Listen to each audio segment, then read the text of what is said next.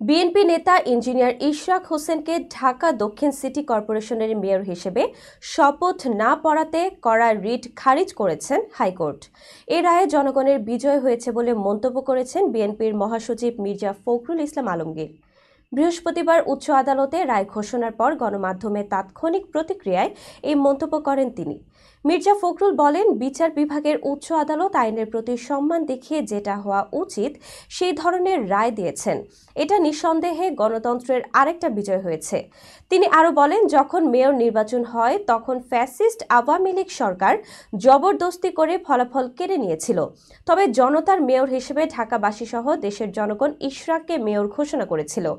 ইশরাক হোসেনকে শপথ পড়াতে স্থানীয় সরকার মন্ত্রণালয়কে দ্রুত ব্যবস্থা নেয়ার আহ্বান জানিয়ে ফখরুল বলেন, আশা করি মন্ত্রণালয় আর কোনো সমস্যা তৈরি না করে দ্রুত তারা ইশরাকের শপথের ব্যবস্থা করবে এবং পরিস্থিতিকে সহজ করে তোলার চেষ্টা করবে।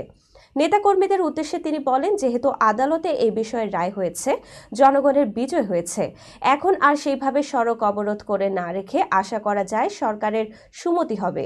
তারা ইশরাককে শপথ দেওয়ার ব্যবস্থা নেবে আর তারা জনগণের স্বস্তির জন্য রাস্তা থেকে সরে যাবেন।